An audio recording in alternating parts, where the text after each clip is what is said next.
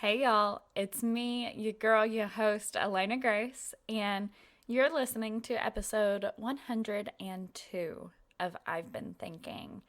And let me tell you, I am glad that you are. This is a really important episode for me. My friend, we grew up together. My friend Tyler is today's guest, and this is a long episode. I'm going to go ahead and tell you, I'm going to go ahead and warn you because, frankly, we're both long winded. But Tyler kind of takes the cake over me, I think. he we're both really passionate about our home, and right now our home is not doing well. So, if you don't know, Eastern Kentucky, where we grew up, is experiencing absolutely devastating flooding, and things aren't going well everywhere. I mean, people dead, children dead, entire families of children dead, people missing, homes and belongings and memories and farm animals and pets and businesses and everything you can imagine lost. And it's not good. And thankfully our home has our literal pinpointed home of Stinking Creek, Knox County, Kentucky has not been damaged yet, but I would not be surprised if at some point it does hit us, because that is typical of how things flow in our region, is that it hits the places that have been severely hit currently, and then it flows into where we grew up. That's right, we grew up in a community called Stinking Creek, a small, rural, quintessentially Appalachian, quintessentially Eastern Kentucky community. And it breaks my heart that these people, these brothers and sisters of my soul and of my home, have been devastated in such a way. So, for that reason, Tyler and I wanted to do this episode together to raise a little awareness about this, to talk about some Appalachian context. So, context for why Eastern Kentucky is the way it is. To talk about our culture, to talk about who we are as a people, and the importance of community for our people, because community is all we have and is all we've ever had. So this episode it's all over the place. I'll go ahead and let you know. We talk about a little bit of everything. We talk about coal camps, and we talk about Blair Mountain, and we talk about how we were raised in union organizers and churches and people helping each other because we can't count on the government. And we talk about race, and we talk about Tyler Childers, and we talk about a little bit of everything in between. And it is so fun to listen to because, first of all, Tyler knows what he's talking about. And because we get to share two similar but different versions of growing up in the same exact place, and how those experiences have affected us, and how those experiences of where we grew up have affected who we are today as adults. So it is a really interesting episode, and throughout it we also talk about some ways to help and give back, and people who are helping and giving back. So definitely stick around for as much, listen to it in parts, I don't care, but I would love for you all to listen to this episode all the way to the end, because at the end we do mention some places to look to find good resources to give to so that the people of Eastern Kentucky can receive some direct aid. With that being said, there will also be links in the show notes and in the blog for today's post. So, anyway, I am just going to let you all listen to this episode. It speaks for itself. I think it's a special one. Okay, so I love you guys. Thank you for being here. Thank you for listening always. And make sure that you check out the website I'veBeenThinkingPod.com/blog for links and info that we reference here in today's episode. So, all that being said, here's Tyler.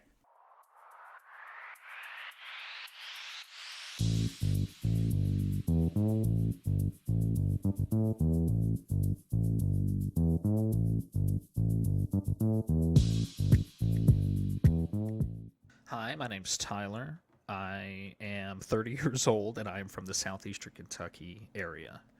I don't have any professional promotions to tout, but please find a mutual aid to donate to in Eastern Kentucky. I do not have one personally. My wife and I have been donating, but I don't want to point the finger at any specific one. Find one and help, because it's so bad. It's so rough. It's so bad. And that is what we're here to talk about. So Tyler grew up down the road from me. Literally down the road. Practically neighbors. Yeah, practically neighbors. Literally like 3 minutes down the road from me. We went to the same church growing up. Like all the weekend church lock-ins and stuff. Like all of the above. Did all of that together. So we have reconnected in recent years on Instagram. Tyler, you live like not at home anymore, and obviously neither do I. But we're both still very passionate about our home and protecting it and loving it. And this past week with the severe flooding in Eastern Kentucky, we have seen we've seen incredible examples of people helping. We've seen incredible examples of communities coming together and people really going out of their way. But we have also seen really terrible examples of people being awful fucking humans on the internet, especially. Just cruel. And I don't want to just like jump in and start preaching. No, jump in. It's frustrating, and I was thinking about it all day today. And we spoke a few days ago about doing this, and I'm not an expert. I want to get that. I have no sort of sociological sociological degrees or background. But I care about where I'm from. I now live in North Carolina. I am still in Appalachia. I'm just on the other side of the mountains, as I like to say. I think if the roads were a little straighter, you could probably get to Kentucky in about an hour, but it doesn't work like that, unfortunately. But I lived in southeastern Kentucky for 20x years, quite a long time, and it's never far from my heart. I think about it a lot, and specifically, the area we're from is regularly one of the most impoverished areas in the country. It's definitely almost always in the top 25. So, we went to different schools. I think you and I had a couple of different walks of life, but overall, we did, just But overall, yeah, basically very the similar. Same. And I think that we had a benefit, and please don't take this the wrong way, but no. Our families were what I would consider middle class. Yes. Compared to a lot of our peers.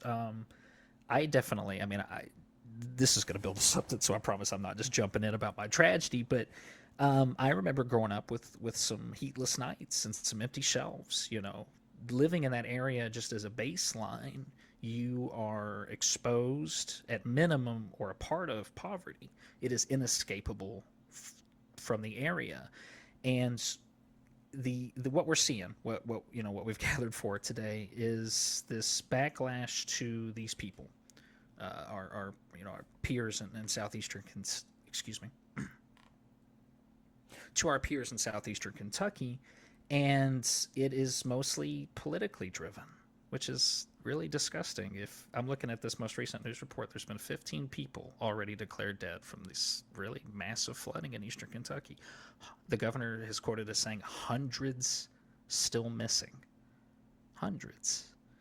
And we're seeing a lot of people, and it's social media, Twitter, these places, it's a platform for people who have an axe to grind, right? So you have to take that with a little bit of salt, but just really terrible things. I don't know if you had some quotes on hand. I got a couple in front of me, but I mean, if we want to jump into it, I think that's the best place to start and to work backwards from that. It's so frustrating. For certain. Yeah, it definitely is frustrating. I wanted to tell you though, I don't know what death toll you're looking at, but I'm looking at one that says 37. Wow. Yeah.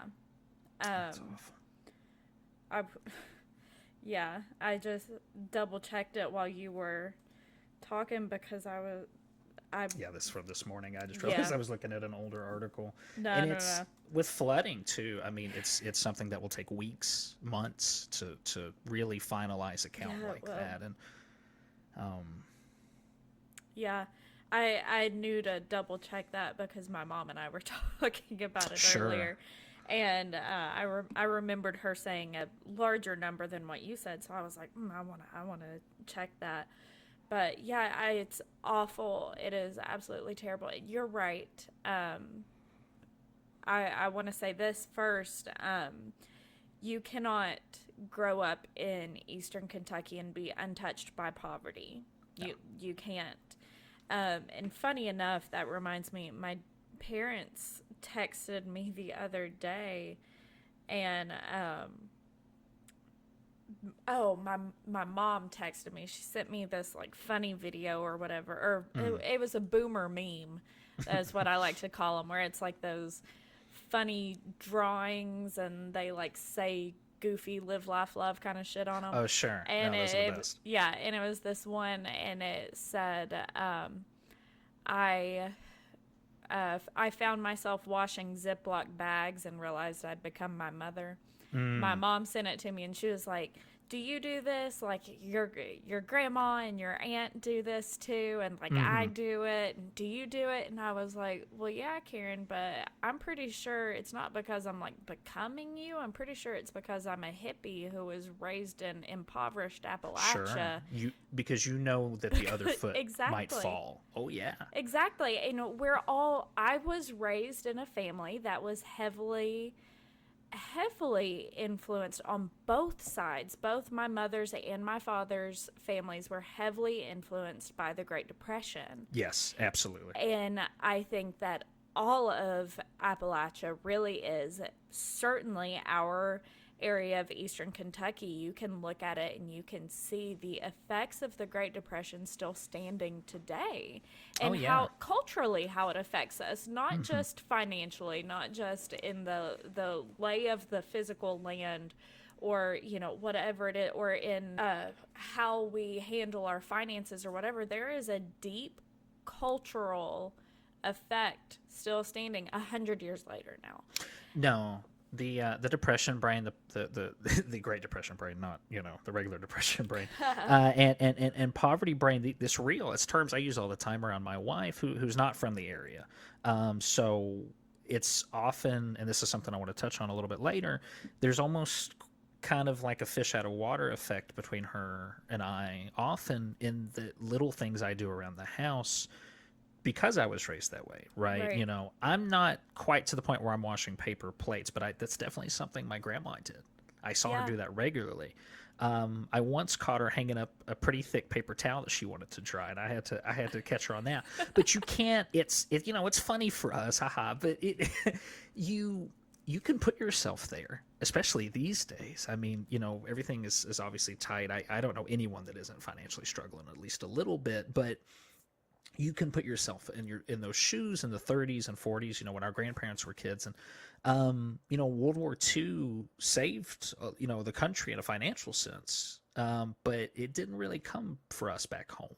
The Depression, I don't feel like ever really properly ended back home, but I don't think we saw a breath of light until the early 90s, late 80s, when 25E was built. Or expanded properly and brought trucks and business and things through. Towns like Barberville, Corbin, Middlesboro, these were places that were insulated communities, and they were big cities compared to places like Harlan, Everts, Cumberland, Whitesburg. These are tiny little coal towns. My grandparents from a place called Black Star, Kentucky, which was a coal camp with a population of, I don't know, maybe 500 people, right? It had a high school and a little store. I mean, just like you hear, right? Own the company store, all that. This was my grandparents' experience, and it has influenced all of us. There are things that my son, who's very young and who's never lived in that area, he'll carry with him. Right. We talk about something that gets thrown around a lot, generational wealth. Right. It's this consistent problem. And when I say that, what do you picture? Right. Trust fund kids, Mercedes, yachts. Right. Right. Generational wealth at home mostly amounts to, people from other areas. Their parents, had their home and they're able to give it to their kids when they retire or pass away. Right.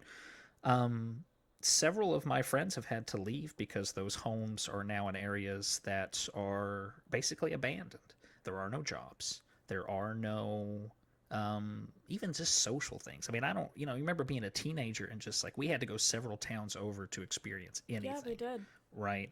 I mean, I know back home recently went allowed alcohol sales, which was so exciting. I so visited exciting. and it felt nice, but it still all feels a little bit behind. So when you see the effort that's being put away or being put forward, and these places are trying to grow and catch up, right? I guess that's the best way to put it. Seeing disparaging remarks aimed at these people, regardless of the flooding, is frustrating, right? Political interests are obviously at play, and I really would like to crack into that, actually. So I have this quote from the story that you and I were talking about saying, I assume this is a reference to Mitch McConnell, who, I'm not a fan of. I can come straight out with that. I have my own political beliefs, and for sure. But I mostly align with people, right? If people are suffering, they need help. I don't have any flags outside my house. Do you know what I mean? I don't have any sort of election signs. I think that politics are something that people from our area can't afford to think about very often.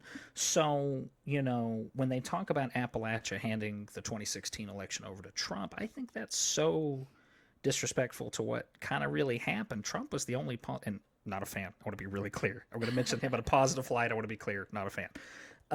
He was the first major politician to come to the area, like ages and ages and ages. So it's not surprising to see anyone from back home support him, A, because there's a strong tradition of Republican backing, and B, because he acted like he cared. He even put forth any kind of effort. So when you have the other side of that fulcrum are politicians from California and New England, the West Coast, people who call us a flyover state, right? It is easy to see how some people might fall into the trap of going with someone who is at least speaking to them, right? And then to see this backlash, like I said, during this disaster. So vote for a turtle to learn to swim, right? Yeah, I'm literally. My God. I'm looking at. I mean. I have two things to say about that. I'm looking at a Reddit thread that I think that piece that I sent you, it references some comments made in this Reddit thread, and we're going to talk some more about some of these. But this one literally says, somebody said, "Can Moscow Mitch keep his head above water?" And somebody responded, "Turtles float, I think." Yeah, because, this is Mitch McConnell's, 2-bedroom trailer that got flushed down exactly. 15 miles, Yeah, right? because this is Mitch's house. This is where Mitch lives that we're I talking about. This and is only Mitch's house that we're talking yeah, about. So it's no. okay for us to make jokes and to be shitty about it. I Like, would what I the would be willing fuck? to guess that maybe 15% of the people that have been affected by these floods voted. You know what I mean? Yeah, Like voting is like lower than it's ever been, and it's not surprising or really hard to understand. Like it's pretty easy to say, well, this person says they're going to do something for me, and then they lied, and this other person said that they're not going to do anything for me, and they were pretty straightforward. Why would I? Why right, get up? Why bother? Right? right. So and this is the positive side to that. There seems to be so much mutual aid happening during this, Yeah, right? I have seen so many just people on Facebook, and you always see that. Hey, I'm collecting diapers. Hey, I'm collecting cans. Hey, I'm collecting children's clothes for the winter. I have never seen it like this. Not right. even when I did social work or worked with churches and things. This is it's on a scale that I hate to see the context, but I am excited to see it happening because our area has only ever known ourselves. We've only ever had ourselves to help us, right? That's exactly it. We've only ever known ourselves, and we've only ever known, exactly like you said, to be able to count on each other for Mm-hmm. help. We have always known that the government doesn't care. The federal government doesn't care about us. The state At government, best, they don't at, care about us. at At best, they worst, don't it's care. yeah. At worst, they're trying to fuck us over actively. Mm-hmm. The state government half the time doesn't care about us. But I will say, Andy Bashir has been quite good in the past week. He has been wonderful in his responses. He has been on the ground. Like, I No, yeah, have he seems really been, hands on, which is yes, nice. he does seem really hands on. I Not moved away. Oh, sorry. Go ahead. No, I was just gonna say I'm proud to say I voted for him. I Mm-hmm. was not about Matt Bevin. And that again, Anyway, that's another one of those issues that it's that I don't really know that much about Bashir. I moved away just before he was elected, and I've seen that he's been very hands on. He's done a lot of good things. I've had some anecdotal stories where I know people who aren't necessarily a fan. I'm not living under it, so I can't really right, comment. But he does seem like he's showing up. So to that credit, that's great. for sure. And he canceled some sort of diplomatic trip, which I'm not sure why the governor of Kentucky would need to go overseas, but I'm not a politician. I Oh, don't oh. necessarily know why that works. Do you wanna know about this? Is just some side gossip, okay? Please, So the city dish. of New Orleans is furious with its mayor right now Hmm. because they're going through like some big shit there or whatever. I don't Sure. remember what it is, but they're having some kind of problem. Um, the city has already spent, like, I forget how much, like an exorbitant amount of money just in mayoral travel fees. Oh, She has been in Amsterdam on the city's dime sure. just for like 2 weeks or whatever, because Amsterdam is a Blaze sister it. city. Why not? Oh, sure. Why Yeah, not? Kill some yeah. time. So you know what, New Orleans diplomatic is it trip. like one of the most populous cities in the South. You don't need to Right. be there. It's fine. You I don't don't need to know. be there taking care of your people for, I wish I could remember what it was that's like going on that they're all like Sure. specifically pissed about it for. But they're furious because they're so. On that note, I am so thankful that Andy canceled whatever damn diplomatic trip he had going Sure. on, because if not, I would have been furious. Oh Like, yeah. what do you Oh mean yeah. you're off? What do we say? I'm monitoring the situation from afar. No, Right, I'm you monitoring. need to be there. It's not good, right? Playing golf like every president does, playing golf while this country burns. I that's it though, right? That's it. We only have ever had ourselves, and the mutual aid and the direct aid. That's the problem solving, and that's in Appalachia. That's the only thing that's ever dug us out of our problems, right? Right. The founding of this country was in New England, right? You've got Philadelphia, New York, D.C. These are the Boston, right? These are the places where the country was born. The heart of this country comes from the breadbasket. It comes from Appalachia, right? We expanded west, which plenty of problems there, right? I'm not saying that was all sunshine and rainbows, but The people that came to Appalachia were the poorest, most desperate people to begin with. Nobody wanted to live there. It was uncharted territory for one, at least as far as the colonizers were concerned. And two, the wildlife was intense. We have all these black bears and panthers and wildcats, and they knew nothing about it, and they struck out and they did it. And obviously there was some poor choices made, right? Right. But here we are, complicated issues aside. But moving forward, they found coal. Coal was going to be this massive export, but it never was our coal. Duke Energy and all these coal companies, they got a hold of it, and these labor standards from the pre-Victorian era, Elizabethan era, sort of carried over, and you've got guys working every day, 12, 15 hours a day underground. There is a great museum in Harlan, Kentucky, and it's killing me that I can't remember the name of it, but they have simulated and they bought a piece of mine property. I know exactly where you're talking about.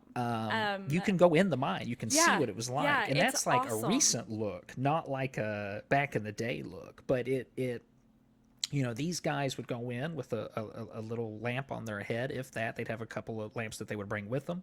They had a bucket with their meal in it and the clothes they've been wearing all week that probably reeked. I mean, reeked and covered in dust. Yeah, you can't see an inch in front of your face. You got 15 kids at home, and every dollar you have is from your paycheck is going right back to the store because they're charging you $10 for a loaf of bread, and you can't go anywhere. There is no grocery store. There is no getting in your car to go somewhere else. You live there, you're owned there, you work there. And this was this massive blind spot in our country for a really, really long time until we started getting mad about it, right? Right. Do you know where the term redneck comes from? Where? Because there's like 75 different stories. Oh, sure, about there's stories. But so when I was a kid, and probably what you were told was that, it's laborers, they get sunburns. Yes, or maybe that's exactly what I was told. No. Or union organizers during the Coal Wars would wear red bandanas to signify that they were a part of the cause of the union. And I love it. They were numerous, obviously. This is when we got bombed for unionizing, by the way, around that same time. So don't trust the redneck, watch out for the rednecks was this thing that sort of got populated by, I'm going to keep calling out Duke Energy. Like, I don't know if your listeners or you haven't seen Harlan County, USA, which is a documentary I think that came out in 1971. It was about a coal strike that had taken place there. And it is the most clear and direct example. It is not an easy watch, and it's a bit dry if I'm honest, but it is the most clear and direct look at modern union busting. And I'm not like in a union. I don't have like massive support for every union that's ever existed, but organization is important. Organization is important. You can't look out for yourself or others without that sort of thing. So there's definitely room at the table for the conversation, right? At any kind of union busting, to me, always reeks of, why are you working so hard to stop it?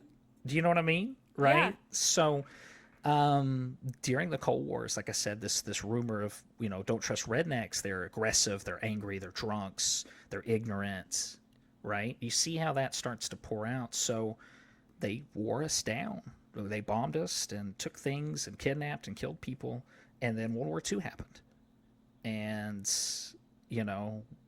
just like the rest of the world, we were pretty swept up in it.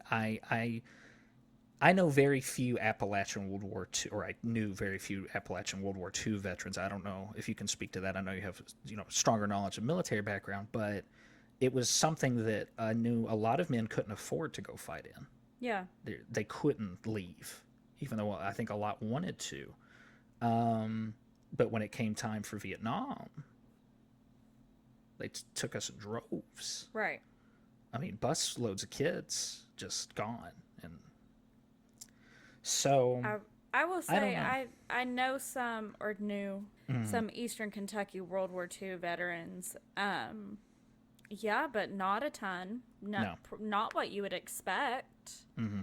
And you're absolutely right. And I was just thinking about that just now. I come from a long military tradition on the Campbell side. My great-grandfather didn't fight in World War II because you know where he was? in a Harlan County coal camp. Yeah. Which one? Honestly, I couldn't tell you off the top of my head. You saying that just a few minutes ago, I was like, man, what was that name? Yeah, mine were from Black Star, and it doesn't exist anymore, right? It's just totally Right. wiped off the face of the earth because it only existed as a corporate entity, right? Right. Yeah, I don't know. Yeah. Anytime I see, I mean, we're really just going for it tonight, but We really are. anytime I see Amazon talking about like housing or medical care, Oh God, that's the first thing I think of. that's the first step. I immediately think of Black Star Coal Camp, right? Right. 16 tons. What do you get, right? I mean, right, and with good reason. And I think that's why when Amazon first started talking about that, every Eastern Kentuckian that I know was like, "Hold up." What? Well, at least younger Eastern Kentuckian that who are paying attention. On the know for both sides. Yeah. Anyone who's paying attention, who knows what's going on, and who knows what did go on. Everybody was like, "Hold up, this is no bueno. Yeah, we've done this before, and it doesn't turn out well." By the way, I looked it up. It's called Portal 31. Portal 31. Highly Yes. recommend. We went. Absolutely we recommend. saw the. We didn't go in the mine because we had Winifred with us, and they were like, "Listen, we want you to take your dog." Well, they were like, honestly, I would have taken her. Well, she goes with me, but they were like, dogs don't like it in the mine. We don't know what it is, but they don't fuck with it, right? They were like, they don't fuck with it, so we can't let them in. Sorry. And we were like, it's cool. We'll just admire from outside, and that's what we did. But Adam went over to the he went to Harlan with us. He was like, what the frick is going on here? So he's not from the area. No, he's from right outside of Cincinnati. Okay. So I am like an alien to him half the time. I know that exactly. Like I said, with my wife, it's a constant like, why on earth are you doing like, okay, the lights in my house. Maybe this one's just specific to me. If a light doesn't need to be on, they're almost always off. Oh yeah, it's like living in a cave in here sometimes, and I hate it. I hate that I do it, but I can't stop myself because all I can think about is my great grandfather, 95 years old, skeleton walking around the house, like keep them lights off, and not in a hateful way, but he knew the cost of every cent of that electricity. Exactly, that's exactly what it is, and I am not like that. Adam kind of is like that, but that's just kind of who he is as a person. Yeah, but my mom, every time she comes through the house and she's like, oh, turn this light off. You don't need this on, whatever. She's like, I'm turning into Leroy. That's her dad, my papa. Yeah. She's like, I'm turning into Leroy. Oh, my gosh. Because that's where it comes from. It comes from our grandparents who knew exactly, or great-grandparents who knew exactly where every cent was being spent and exactly how much work that one penny took to earn. Yeah. I think that we obviously have tremendous advantages over those that came before for lots of reasons, but specifically our generation in southeastern Kentucky and the greater Appalachia. And we're going to keep talking about southeastern Kentucky because that's what we know. That's our focus point. But Appalachia stretches from like the far ends of Georgia and Missouri all the way up to like New York, and they say that that's where the Alps come from as well, but I can't speak to that. I'm not it's one of the oldest regions in the world. It is. The world, right? I read this really beautiful like write up about it one time where somebody it was on Reddit or something, of course it was. The Great Melting Pot. Yeah.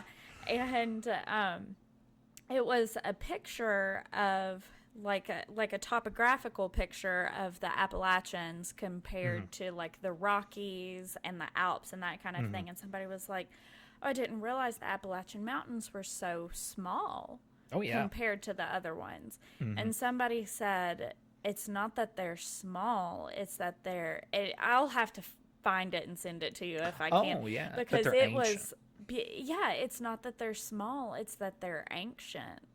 And they are, they're as old as, if not older than, life on Earth. And they have been weathered, and they have seen everything unfold, and they will be here after we're gone. Well, they're older than dinosaurs. Do you know that the reason you don't ever really, they don't do a lot of digs around our area for anything like that, they're older than that. It's It makes impossible for them sense. to be there. Like, Yeah. topsoil we've seen is probably older than most places. So you look at mountain ranges like the Rockies, like the Alps, like I said, the Himalayas. I live in a place where the mountains are a little bit more severe than they are back home, right? This side of Yeah. Appalachia, you've got Grandfather Mountain and these big, beautiful rolling mountain ranges. The Blue Ridge Parkway, if you travel to North Carolina, I Mm-hmm. absolutely recommend. Um, but, they are foothills compared to some of these other mountain ranges. But when you think about the age and the heart of the area, it makes a little more sense. And that's what I wanted to say is that, we had the advantage of the internet and highways. Yeah. Like our generation, you and I, not like our parents even, it specifically was us. So I think the reason that we're so socially minded is that we're connected with more people than ever, Mm-hmm. right? Yada, yada, yada. But at the same time, we have the advantage of having, at least in the first chunk of my life, living that traditional experience of make every dollar count, make everything you do count because you're probably going to die before you're 60, right? And Yeah. that's something we haven't brought up. Life expectancy back home, even now, is not ideal. I keep joking to Ashley that I'm over halfway done, right? But it is a mindset. It is something that permeates the entire area, right? It Live does. fast, live hard, die young. It's inescapable. Even the wealthiest people back home have this mindset because that's what happened to their parents. That's what happened to Right. their friends. And obviously the opioid crisis crashed through in the aughts in the late '90s, decimated us over and over again. And you're not seeing federal support. You're not seeing state support. You're not really seeing municipal support. So I'm saying that very confidently, living in a different state. It falls to your neighbor.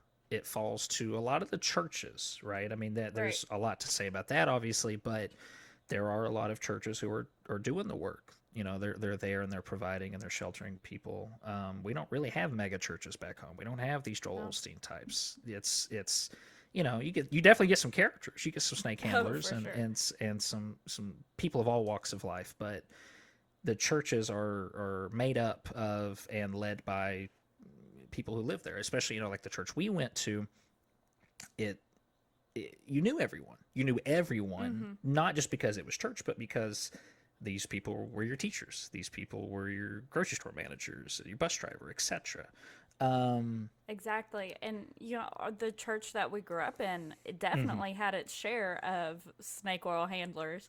Yes. But, but it was the community, and Yes. that was where it was born, was of the community. My grandpa, my papa, was one of the founding what's it founding whatever Sure. members of the church, and like I didn't his know that. name, yeah, his name is on the little plaque at the front door. Oh, sure. Okay. Yeah. That kind of thing. And Hmm. so that's really special because it is born entirely of the community, and they came together. And the brief history, there's two churches combined to build Yeah. a Yeah. new, bigger church where they could gather more people and be Hmm. more community oriented, And regardless of the religious aspect, to care for one another, to care for to one check on another, it people, to to be bring meals. together. Yes. Yes, exactly.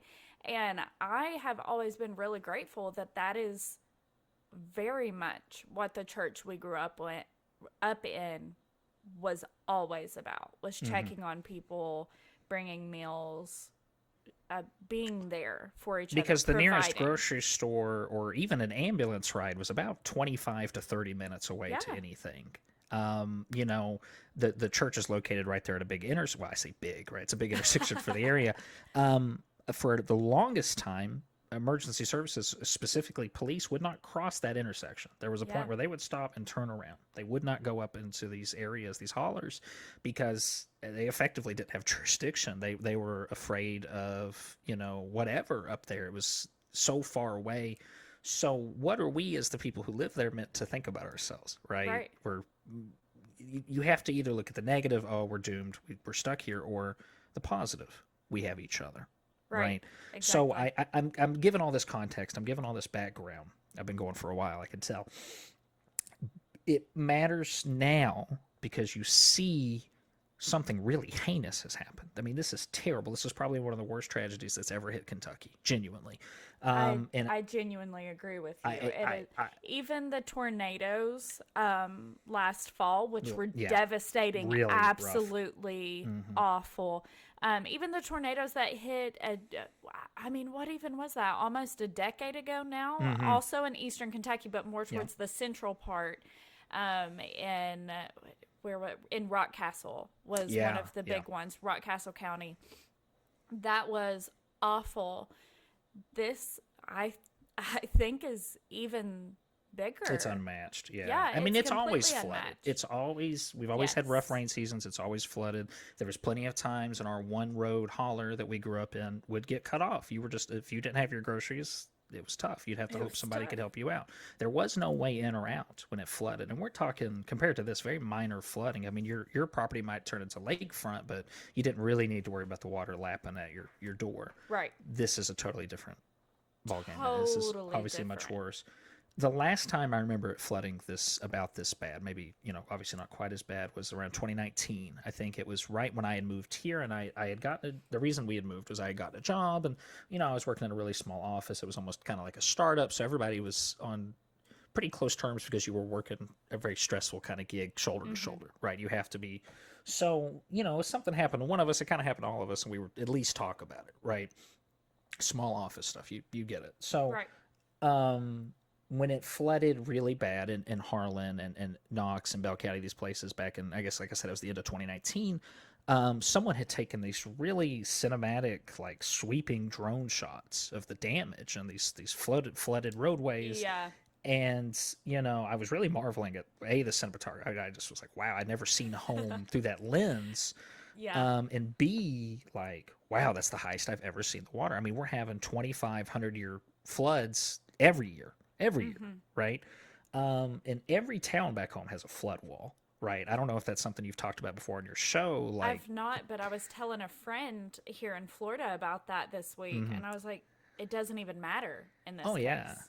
it's like, and if you're not familiar with flood walls, like definitely give it a Google. But I'm a huge fantasy guy. It's like where my mind always goes. It's like Helm's Deep, right? Like Lord of the Rings Yeah. style. It's this massive castle wall that goes all around these towns because it has to. It has to if the floods come. And if you're sitting somewhere in the Midwest right now and you're listening to this, I really want you to think about so much water coming in that your town has to have a 15, 20-foot wall around it, right? With these massive vault doors that close. And I it mean, it has sounds to like something have from a that. movie, It but it's does. it's just everywhere. It's just every town has it. And, And you're very they, fortunate to live within those walls though, right. right? It's not everyone. They have to have them because they Mhm. know that they've experienced life without it. We, our hometown, Barberville, has had Mhm. this legendary flood back in I don't early It was the 70s. 1900s. What? Oh, Oh sure. shit. Yeah, yeah. Well, yeah. There was one in the 70s, but then there Mhm. was one in the early 1900s before they put the flood wall in. Mhm. This kind of spurred the we need a flood wall. Need to do We're something, yeah. yeah, we need to do something We about built this. our Our town in a town is in a swamp. What could go bowl. wrong? Yeah. It's in a bowl in a swamp. And that's not even Yeah. Middlesboro is literally The in a bowl in crater. a Oh crater. yeah. Yeah. Yeah. Yeah, it's in a meteor crater. Yeah. So there are these towns that are ours is literally on a swamp, Mhm. Middlesboro's literally in a bowl, Mhm. and we have learned the lesson of what it's like to be without it. When you see those black and white pictures of Mhm. of literally the courthouse, the iconic building that's been there for 100 years, Mhm. more give or take, whatever, Sure. and this incarnation of the courthouse that is still standing today is flooded all the way up into the second story. Like, what the Uh, hell? it's impossible to think about unless you've seen. And I've, like I said, having moved away, it floods here. There's definitely some severe flooding. Not like this. No. Nothing like this. Nothing like when we grew up, which, like I said, comparatively to this is much more minor. So, like I said, to give that context to this story, I was with my coworkers and I'm watching this footage, and Maya, my office mate at the time, who is from Eastern Europe, so her and I had a lot of funny sort of similarities in our childhoods because Love she that. grew up during the fall of the Soviet Union in Eastern Europe, and I just grew up the holler. So like it was funny how much we had in common. Like Yeah. I don't really want to say much more about it, but think about that for a second. Really, like it's insane. You look at the '90s, when I was a kid, as being this era of prosperity under Clinton, right? Everything, we had a surplus, everything was going great, right? The war was over, there was going to be no more wars, and I'm struggling. My family's struggling like Eastern Europe, like height of like Soviet problems. So I don't know. That's interesting. So It is interesting for she's like, "What are sure. you looking at?" And I'm like, "Well, I'm just explaining this footage to her," and she's just got this like really grim look on her face because it's horrible, to see. Of And course. we called a couple of other coworkers over, and we were discussing it, and because they always kind of got a kick out of where I was from. Of My course my they do. accent has. I had to break myself of it. I've never had a super strong one I say in the microphone where everybody can hear my accent, and it's something that I've tried to reclaim, right? But they Absolutely. it was part of my charm at the office, and everybody kind of gathers around and they're watching the footage, and I wouldn't say I was proud, but I was like, oh, everybody's interested in where I'm from. This is nice, and I'm kind of talking about things, and I'm looking, and all of their faces are of shock, right? I'm not necessarily going to say horror, but there's definitely a grimness to their expression, right? And I'm like, yeah, the flooding is really bad. And it occurs to me, like, I'm kind of looking at them and I'm watching the footage. They're not really freaked out by the flooding. It's the houses that they're seeing, it's Really? the quality of life for some of the footage. Now, again, you're seeing it at its worst with these floods, but at the same time, and we kind of talked about it a little bit after, and I didn't really want to play my hand that I was not embarrassed. I want to be clear. I was almost shocked that they were they were shocked Shocked. by it, I guess. Right. Yeah, like it made me feel in a way like I was from a second world country. It Yeah. we're talking about an area that is like less than 200 miles away. I mean, it's not somewhere different. It's the same ecological region, right? These were people who just grew up with, I'm going to say, relatively a silver spoon, right? I want to be clear that these are just normal folks, right? They're not driving to work in like stretch limos, but they had never seen anything like that. They had never seen people with unfinished siding and these, because some of the houses back home definitely have character, right? I grew up in a house that Yeah. it was a 108-year-old farmhouse that was older than the road it was built on. We actually had our own little stone flood wall going back to that. But, that house was there before electricity. That house was there before plumbing, and all these things sort of got added on afterwards. It was really a Frankenstein house that, my Right. family had grown up in. And by the time I was in it, we had done a little bit of remodeling, but I would say at most our house was worth about $30,000.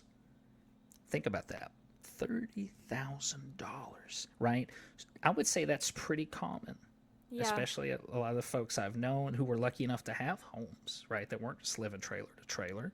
Um, it's heartbreaking to It see is that heartbreaking. and see it be recognized by strangers, right?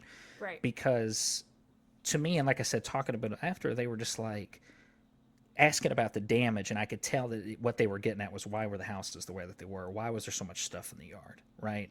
Mm-hmm. Um, I I can't get into generational poverty with these people. You know what I mean? That my office Right. mates in like the middle of the day. Like But there's too much to unpack there to do it like in that moment. I like I said, I didn't feel embarrassed, but seeing these comments that people are living with the current flooding, it brought me back to that. It immediately made me think of, wow, it really is an insular place. Like outsiders are just clueless and they only have this one version of us, which goes, like I said, the redneck thing. Don't trust the redneck. They're angry, they're ignorant, right? They're hot Right. headed. It's just something that was told about the best of us, people who were trying to help their neighbors, greedy, rich, horrible people, which I'm going to go ahead and say it's pretty easy to point the finger at here for this scenario. I don't think anyone's directly at fault necessarily for flooding. It is a natural disaster, but we're Exactly. talking generations, decades worth of strip mining, messing with these water sources, fracking, all this stuff. On an individual basis, I'm not going to comment on. I'm not an engineer. I'm not I can't say if it's Right. good or bad, but it is clearly having a negative impact on the place that we're from. It is destroying the ecology, it's destroying the environment, right? You can't. I mean, I just have this looping gif of this footage, this flyby of these dozen houses or so, just up to their roofs in water, and my heart is breaking because I know that $25 million from anyone who cared enough would make sweeping differences to the place that we're from. That Yeah. whole half of the state, it would take so little to change everything. Um, but none of us have it. Obviously, the people who get it, they leave, right? And we have expats all over. I know people in California from home, Oregon, Texas, all over, New York, Florida, right? It we're forced to leave because we can't help and we can't make a better situation for ourselves. And those I think that make it a little further, and I'm not pointing fingers, I don't have anyone in mind. I don't think people are interested in going home and putting in the work because it isn't as easy as saying, it's not as easy as voting, right? The worst Right. thing you can do, especially in situations like this, say, well, you should have voted for someone else. Are you Exactly. kidding me? Are you joking? Because like, and a lot of the Vertol I'm seeing is kind of left based. That it bums me out as being what I would consider kind of a pretty left wing person.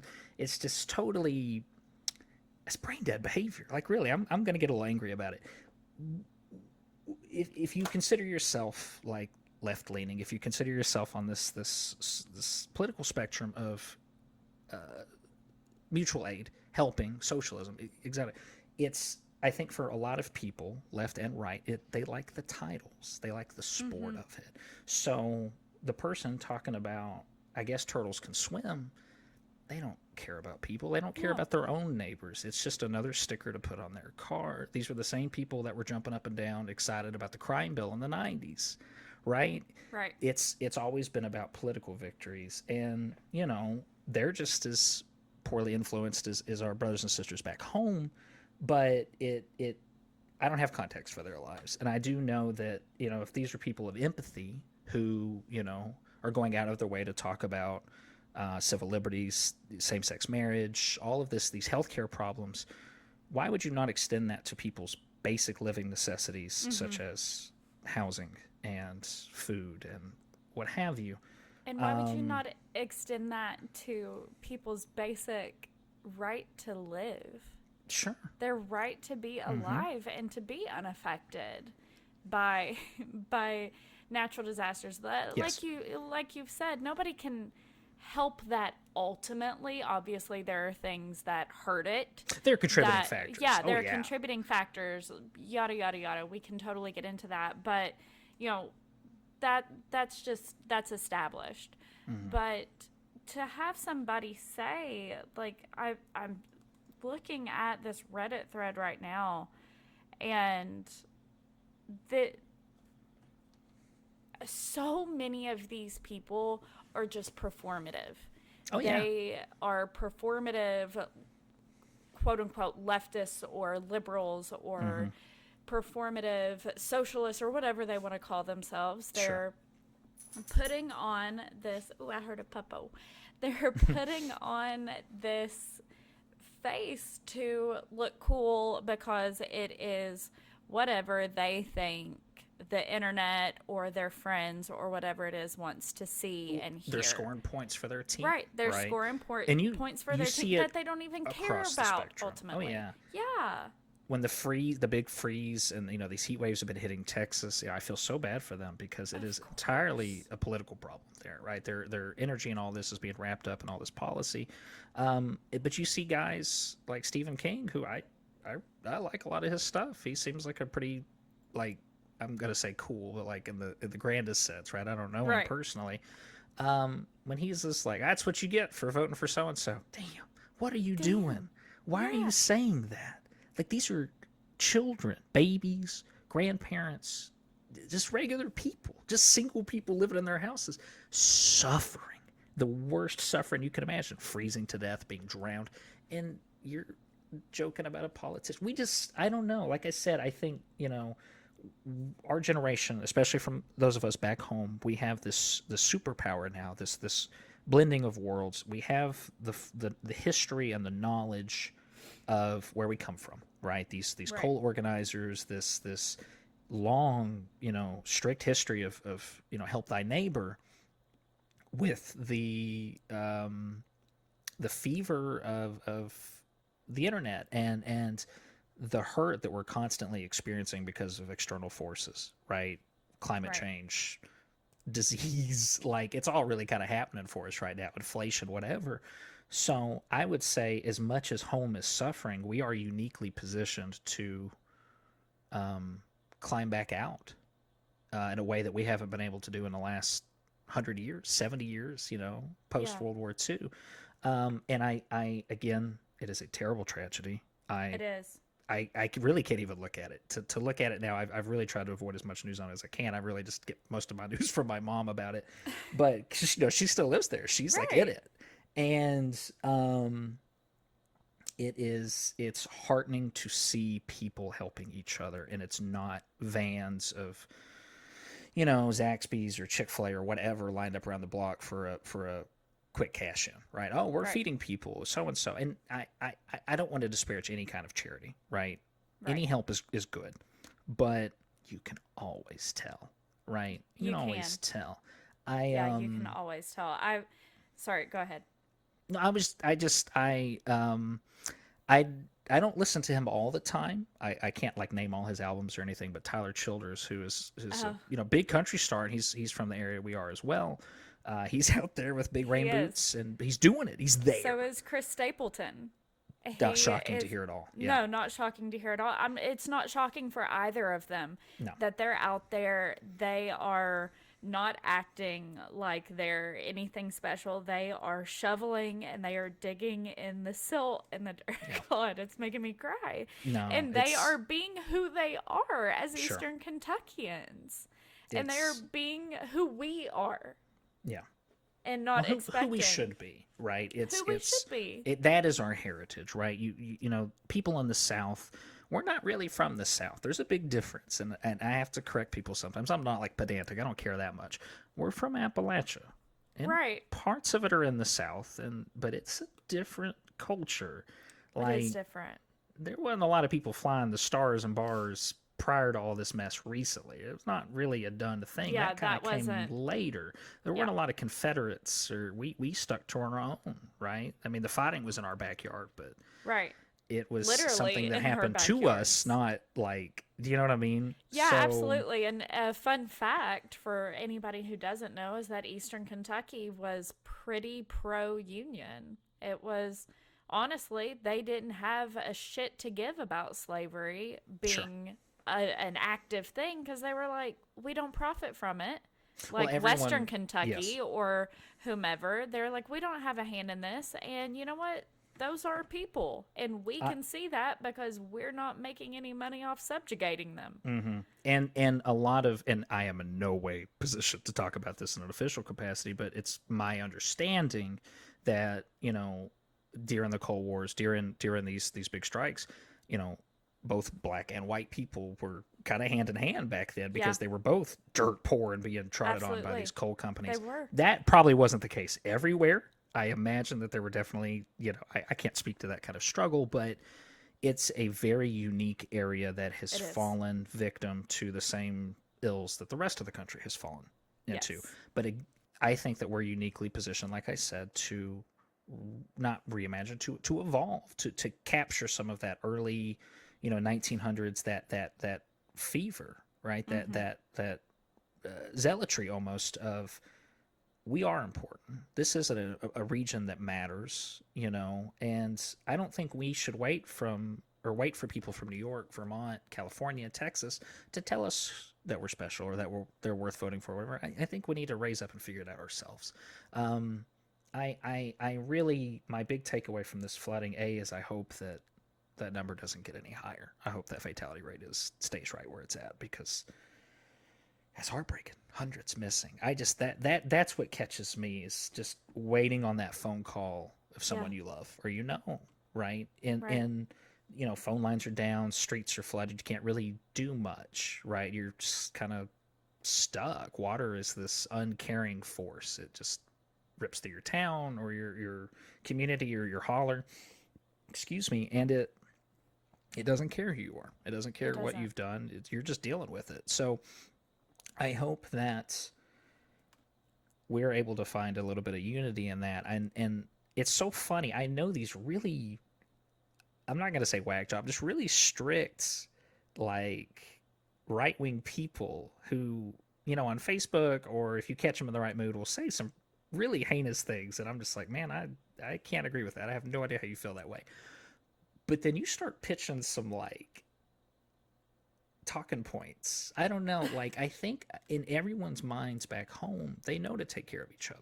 They Right. know to do these things. It's just been, if you talk about it in an official capacity, it has been presented to them as an enemy, even though it's something that we created almost, Yeah. right? It's so funny that our, It our is real funny. heritage has been taken from us. It's been stripped from us. And our generation, I mean, I'm certainly going to raise my kid to know this stuff. And, I wish I'd come locked and loaded with some articles to link to and give you some references. Maybe I'll send you some after the fact Yeah, so you can absolutely. link them in Send the me show some. notes. But I definitely will. we don't have to be the laughing stock of the country. We you don't know. have to. We're not responsible for that. I want to be clear. No. But we can change the way that we're perceived. You're right. We can change the way that we're perceived, but also, like you said, we're not responsible for the way people look down on us continually, even as we try to dig ourselves out of holes that other people have built us into. Exactly. And I'm looking at this specific comment or reply or whatever it is on this Reddit thread right now, and somebody says, actually, no, fucking John Canyon says, they may not deserve this, but it's hard to lend them some compassionate words when the state keeps insisting on shitting the bed we all have to sleep in. Mitch McConnell has been a senator in Kentucky for like 50 Yeah, years, like 40? way too Like long. it's a long time.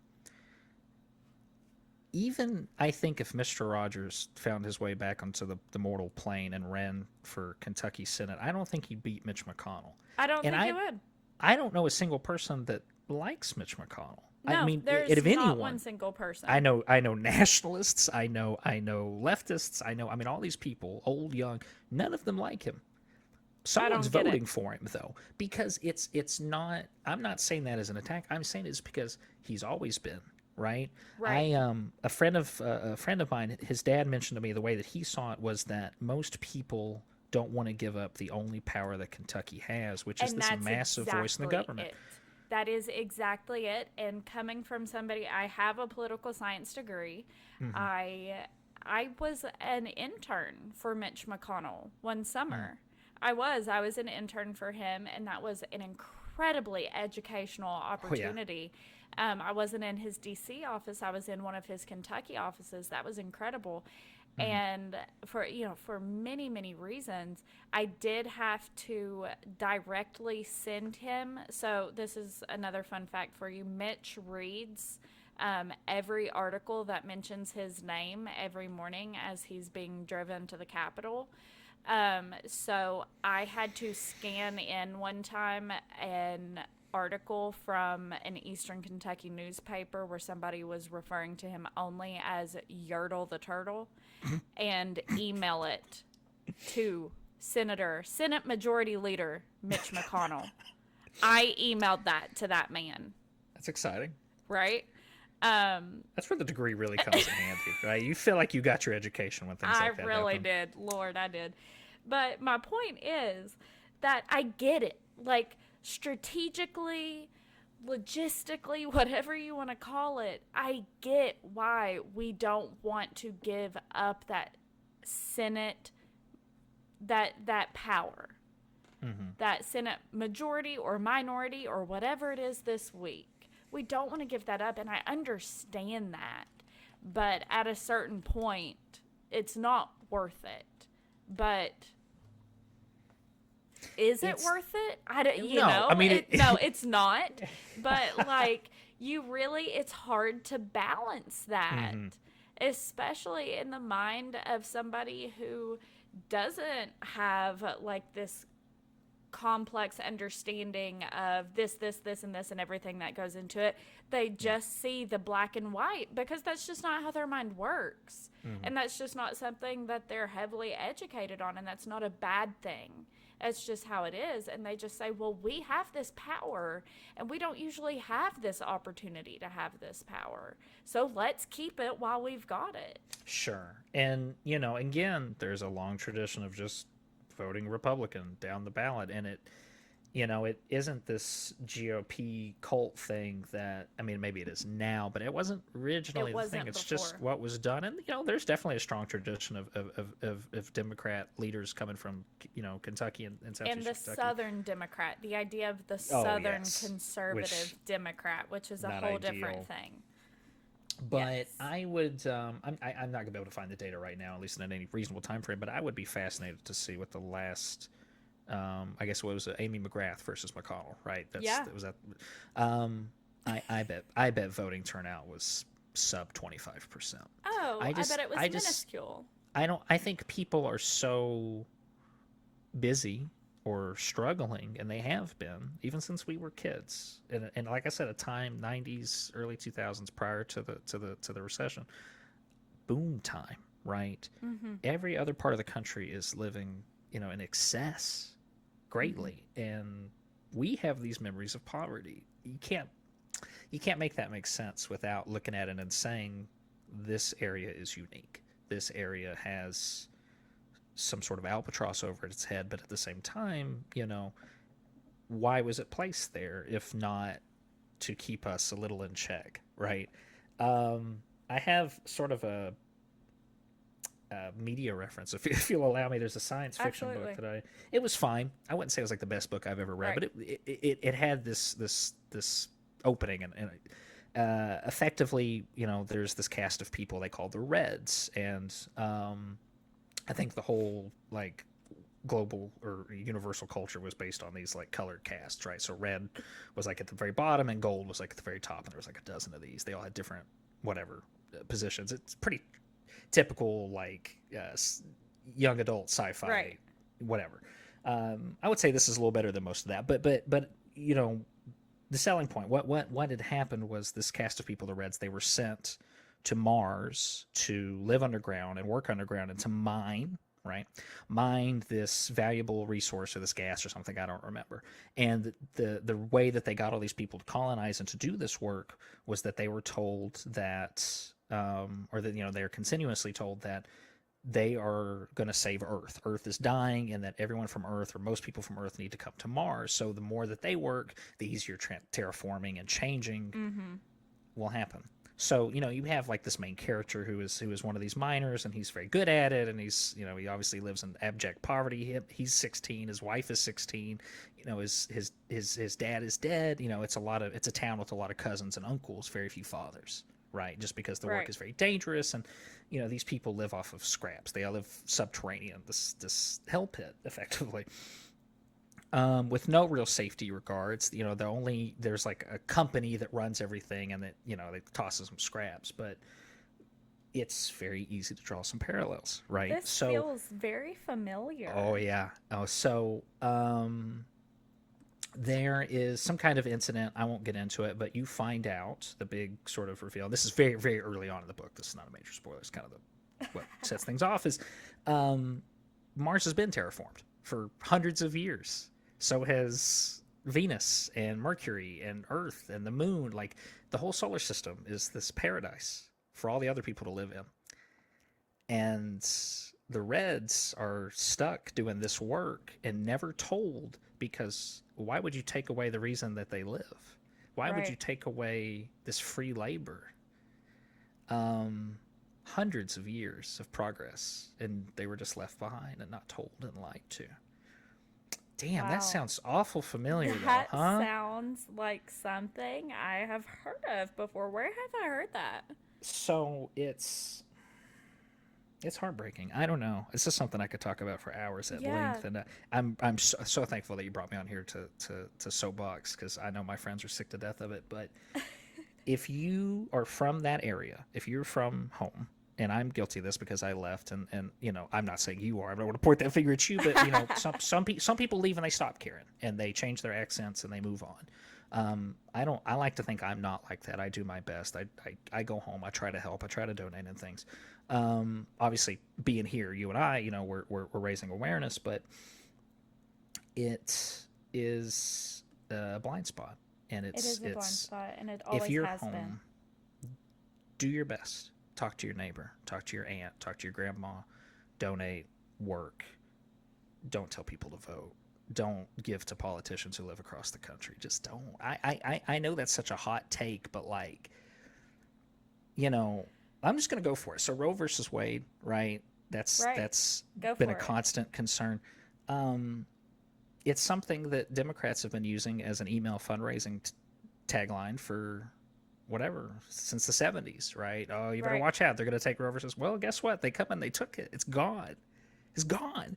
And now they're asking us to donate to fix it. Fuck off. Come on. And you could have done something to codify it 30 years ago. Yes, exactly. And it's something that evangelical, conservatives, the evangelical conservatives have been using as a hot ticket point since the 70s. Mm-hmm. Which is unbelievable, but that's 50 years. Oh, yeah. And you, what? I don't, it's unbelievable. Yes. It's just $25 that my boy Bernie, whatever, the fire's out. He did his best, but he did. He, for me, was a compromise, right? He's still a career politician. He's still a guy that's after his own thing, and it's he talked a big talk, and he definitely sounded like he wanted to help, but we didn't get to see what that would look like. But don't send him $25. Don't send Nancy Pelosi $25. Don't send Donald Trump $25. Take that $25 and put it in your neighbor's hand. Go to the gas station and buy somebody a water, right? You're exactly right. Do something. Go to the local coffee shop. Hell, if you don't want to help somebody physically, if you're too scared that your neighbor is going to go do something with your money that you're freely giving them that you don't approve of, whether it be buying a pack of cigarettes or buying a beer or whatever it is, or something worse or something better. If you're scared with what they're going to do with their money, go purchase something from somewhere local. Sure. There are so many places to donate items or anything. And so many places to help on a regular day, not just in a situation like this. Needed constantly. There are always, all over the country, especially the world, but specifically our country, we have a widespread poverty problem. We have a widespread hunger problem, but back home, you can do it. You can be that change, and I'm not guilting anybody into giving where I'm not. I have a couple of mutual aids that I'll send to you after the show, and we'll double check them and vet them to make sure that they're official, but I've already given a little bit, and I feel good about it. I just don't want to mention anything on air, but time and time again, studies have shown that direct aid and mutual aid is the only way to solve these human problems, right? You look at human aid in other countries, right, in these war-torn places. That's usually what gets the ticket done. Red Cross is a tax scam, right? All these, I don't want to mention a bunch of official things on your show and get you listed, but it's almost every official capacity giving like that. It's a crapshoot. Put the money in someone's hand. Find a local church. Find any of these mutual aids that like I said, I'll send after the show. Do something direct for people who no longer live at home. They're expats like me. And you try to change hearts and minds, and I think that's, if you walk away from any of this rambling I've done tonight, is that you just have to show people that it's not any different, and it's the same thing back home. It's a constant sort of, they always joke about the racist uncle at Thanksgiving, right? Right. Sometimes they're not worth your energy, right? Sometimes it's an uphill battle, but specifically with people back home, there was a common ground there in a way that maybe some families don't have, because you were all sort of stuck to the same raft, so to speak. But if you live in these blue states where a lot of this Virotol is coming from, or if you live in, elsewhere, if you live in Canada, try to change the perception of Appalachia because, we got some cool stuff here. The music tradition, folk tales, botany, ecological. I mean, the nature here is unmatched. I've seen a lot of stuff, but if you can stand the humidity, the hiking, the climbing, biking, all of that it's some of the best in the world. I think. Granted, I haven't traveled the whole globe, but for what I've seen, this is pretty good stuff. At least I've been to the other side of the world, and it's still one of my favorite places on Earth. It's a special place, It's and I special. think that it's ripe for change, and I think it's ripe for hope and love. And now I'm getting a little like heady and soft, but. It's an opportunity for us to kind of put aside the game, the political game, which never really applied to southeastern Kentucky or anyone in Appalachia, and put the work in, do the work, right? Does that make sense? I mean, am I too ideological here? No, it does make sense because ultimately, just like we've talked about we can't rely on the government to help us, so we help ourselves. We can't rely on the government or the media or anybody else to portray us in a true light. So we have to do that for ourselves. Yeah. To change anything, we have to do that for ourselves, and we have to beg if we have to of our friends and our loved ones who live elsewhere to help us do that. And hopefully, we don't have to beg and say, I'll make you biscuits and gravy. But I'll make you biscuits and gravy in exchange for you for you talking me up good. Contraband. But yeah, it ultimately comes down to the same thing we've been talking about all evening, which is community and relying on each other, because that's all we've ever had. Going back to Tyler Childers, and I remembered what I was going to bring him up. He has a record called Long Violent History. Tyler Childers has a record called Long Violent History. It's incredible. The only one that I listen to on a regular basis. I do like country music, but he took a lot of effort to capture the traditional instruments of home of Appalachia, and it is an almost entirely instrumental. There's only one track with any sort of vocals, and that song is so powerful. That was sorry. Go ahead, please. You might have something I don't. That was his response to Black Lives Matter and police brutality. And it was honestly amazing to see the response, both positive and negative, to that. And to see how disgusted people were that somebody was comparing Blair Mountain to police brutality today. Those people are completely forgetting our literal long violent history of living in Appalachia. It's there's definitely a race issue, right? There is obviously a gross misuse of military force and funds and police departments across the country.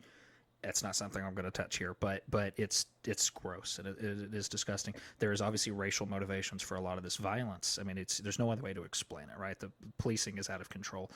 But I don't know about you, but I was raised to never trust the police ever, and I never seen anyone get like beat up or anything. I never had anyone pulled over and shot just because of who they were. But I was always told not to trust the police. It's something even my very well-behaved grandmother would tell me. You know what I mean? This is a woman that drove to church twice a week. She would ever treat herself on a Friday to a Wendy's Frosty. Like, no kind of crime in her circle even, right? Right. But it's this long, just like washing the paper plates and the paper towels, drying them, whatever. It's ingrained because they remember. I have to say, I wasn't taught not to trust the police, and it has been a lot of unlearning and unpacking to realize that long violent history that we have experienced, that we have that I'm sure if my great-grandfather was a coal miner, if my papa was raised in a coal camp for part of his life, I am sure that they had some kind of hand somewhere in doing something. Yeah. And, you know, I was also raised knowing that my grandmother, the one that lives on the creek, that she was from, her grandfather, or I forget how it was now, but was a mean old sheriff in Harlan County. And that I was also raised to know that one of my dad's best friends is a direct descendant of J.H. Blair. And, you know, I was raised knowing all of these things, but I guess because of that, I was never raised, don't trust the police. Sure. You know, maybe those influences, I don't know what it was. And now, growing up and going out into the world and learning, don't trust the police. That has been hard, and that's been a lot of unpacking, and that's been a lot of unlearning. But it has been wild to learn that version of history. That true version of history that doesn't skip over things. The very local version of history, too. This isn't something that happens, you know, someone states and states away. This is your backyard. Exactly. And it's a place that has been, you know, it's this blind spot. A lot of what we did and you know, fought for was taken from us, like in our history books. It's not something they talk about. Blair Mountain, Cold Wars, any of that. Even going back to, you know, you look at FDR flooding the Tennessee Valley, like that's, I don't know. I hate to just sit here and disparage law enforcement and the government of this constantly, but it's hard not to look at all of this and say, well, damn, that's why I have a middle school education, because all of the teachers grew up in abject poverty and their parents grew up in abject poverty because they want us to work ourselves to death. And it's tough not to feel bitter, right? It is. It's tough not to feel bitter to people I meet in my everyday life who, you know, had kind of a easier step in. And it's not that they haven't had struggles and fought for the things that they have, but, God, I mean, I still, anytime I would go to a gas station, I think about the stink of kerosene on my clothes going to school in the morning. You ever have kerosene heaters? Yeah. Well, we didn't have them. My grandparents had a coal, they had a literal coal stove like a big in fat, the living room. Yeah, for a while. And I remember that. I don't remember that smell, but I remember pulling coal out of the room in the garage that was dedicated to it, right? But anyway, no, we didn't have kerosene heaters, thankfully, I guess, so I didn't have to but it was have terrible, that smell of kerosene, but I know what it was you're that or talking freeze about. to death, though, Yeah. right? You don't have a choice, so you end up having to make a lot of these lesser evils, and it creates consistent wear down. And It does. I was told once, I should have pulled the statistics before I came on here. I'm so embarrassed of my unprofessionalness. I'm disgusted. When I read this, we'll say about 8 years ago, the top 3 cancer rates in the country were in Kentucky, West Virginia, and I believe either Virginia or Pennsylvania, right? Right. Do you happen to know what the top 3 coal exporters are? I wonder. It was 1-for-1. Now, you know, I'm not a scientist. I don't remember the studies dot for dot, so there might be some, you know, like coincidences there, but I know way more people who have had cancer from home than I know people who haven't. Right. Every woman my mother's age that I know, all my friends' moms, they've had cancer. Some small, some huge, massive, terrible kinds that have taken their lives, unfortunately. Right. And it's these small little decisions that were made either for greed or to survive, you know, either by ourselves or our overseers in the coal companies or the governments to put us in the position we are now. You know, it's fun and it's easy to think that there was this grand master plan to wear us down and keep us in the dark, but I think it's just a lot of small cruelties. And that's what scares me the most, is that, you know, looking at these tweets and these Reddit responses, that I think anyone is capable of dehumanizing, right? It's a very easy thing to do, to paint your enemy as A, an enemy, right? Your neighbor is an enemy, and B, to paint them as inhuman.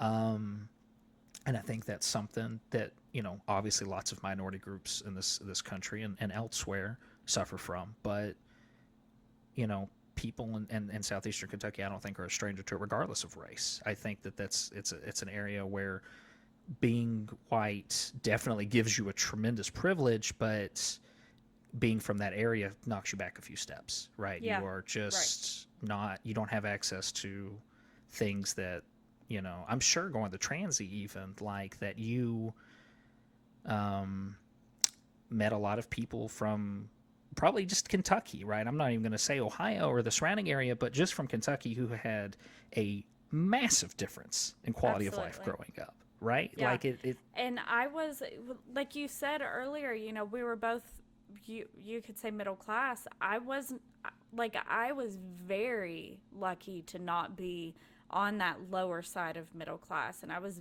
very lucky to really have never had a night where we didn't have the heat on or the air conditioning or whatever. I luckily never had to worry about a meal that I knew of. I never had to worry about anything like that, right? That's not to say that we never had any worries, but I never knew that there was a worry. But yeah, that I had people that I came to meet that lived a kind of life that, was just outstanding. Even Adam. Yeah. Even Adam, he, if y'all have not listened to the episode where we talk about, where it was pretty recent, 90-something, episode 90-something, where we talk about his non-traditional upbringing, he definitely had his struggles in his early years, but after his aunt and uncle adopted him, he didn't have a worry in the world. Mm-hmm. He had a very privileged life, and he knows that. But still, the things that he has had the opportunity and the privilege to experience are things that I never had the opportunity to do when I was in middle or high school. He went to private school for years, private. And he's Catholic not at school. he's not at fault for that. That's No, an he's awesome not. opportunity that he was given. Incredible opportunity, exactly. But then he went to private school, awesome opportunity, exactly what you're saying.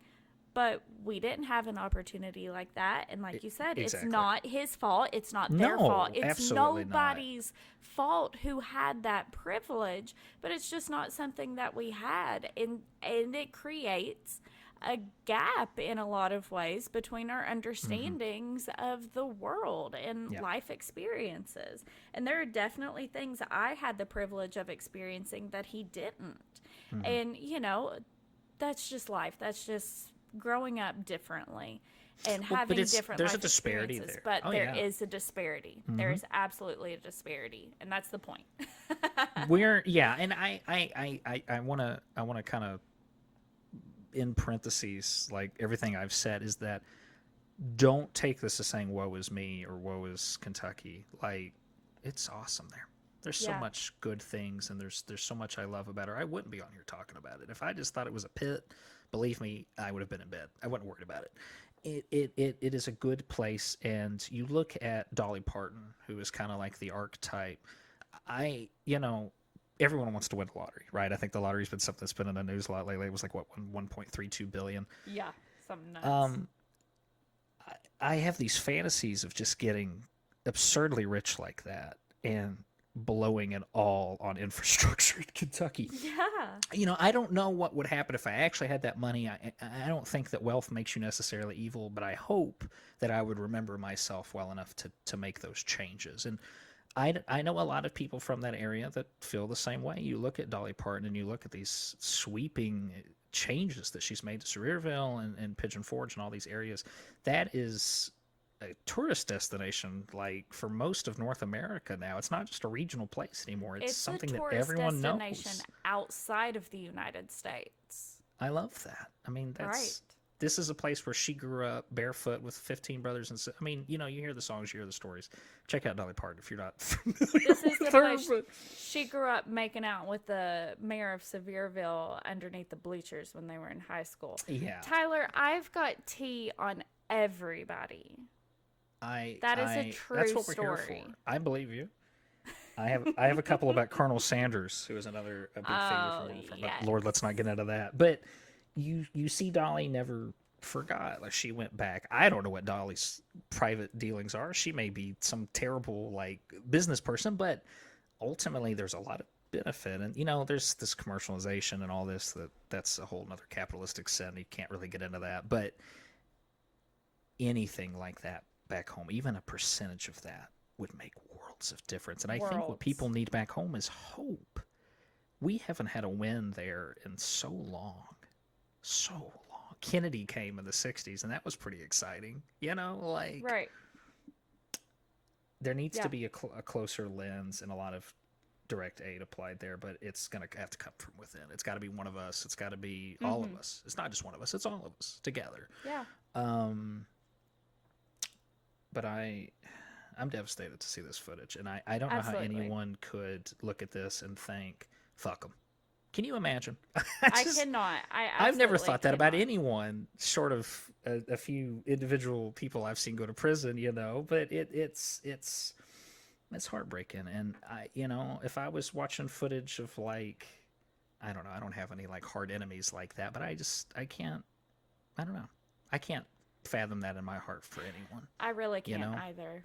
No, I can't It's fathom that. And I cruelty. can't fathom that for people who literally did not even put themselves in that physical position, who are just experiencing a literal natural disaster. I Yeah, cannot fathom the idea of just being hateful to them for experiencing at the lowest point. at their lowest point.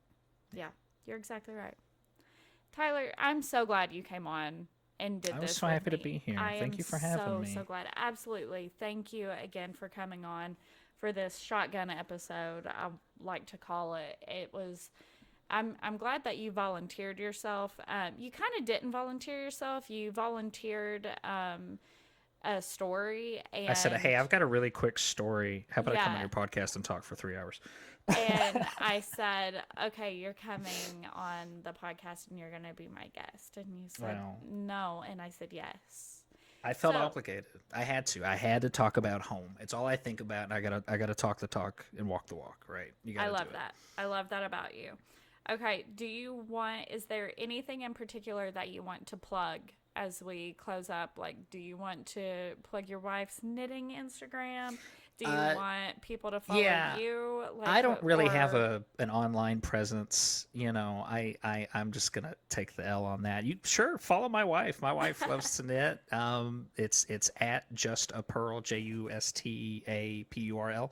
Go crazy if you like knitting. You know, my wife's cool. Check her out. I tell you what, I will plug something. My friend's band, totally yes. independent of everything we talked about. Well, not Urameshi. independent. We all grew up together. Yes, they are immensely talented. They play sort of semi-punk music. I love it. I don't really like punk music, so that's about the best, What was the you know, name again? endorsement I And can can you get. spell it for us? Urameshi. Oh yeah, and I'll give you the link and everything. But Yes. that's you know, URAMESHI. Their Instagram is Urameshi Band Official. They're on Spotify. You know, the whole thing. Check them out. They're good. They play You're if you welcome, live. Jonathan. Yes, our good buds. Also our neighbors. Interestingly. Hmm. So check them out. That's my plug. I will sacrifice any own professional improvement for them. For the listener, thank you for getting this far. Make sure that you are following I've Been Thinking Pod on Instagram at I've Been Thinking Pod. Check out the Patreon, patreon.com/, I've Been Thinking Pod. Whatever gets subscribed this month, really, I'm giving it to Eastern Kentucky flood relief efforts. So just know that whatever you put towards my podcast this month just goes straight to relief efforts. That's not going into the business or anything. And then also, I do want to plug my friend Fabulous in Fayette. Her name is Whitney. Whitney is the creator behind the Instagram page, but Fabulous in Fayette has an entire Instagram. On her Instagram, she has an entire highlight that is all flood relief resources. So, where to donate, like where to drop things off, all of that. She has a very well curated highlight that is all of those resources. So, if you need somewhere to look, that is an awesome place to look. And of course, I'll link her as well. Thank you guys for being here. And again, Tyler, thank you for being here. Thank you so much. I had a blast, honestly. I was a little nervous. I'm a little rusty at the mic, but this was great. I'm glad that we had the chance to talk. Perfect. If you guys didn't notice, Tyler has a huge background in broadcasting, so he's incredible on the mic. I'm out of the game. I'm retired. Retired. You're an idiot. Okay. I am going to retire now. It is late. Like we said, this is a shotgun episode, but I am, again, so thankful. Hot off the presses. Hot off the presses. This is coming in hot. And I hope that you guys enjoyed, and I hope that you listened to the entire thing because it was all really important. Okay, that's all. Bye.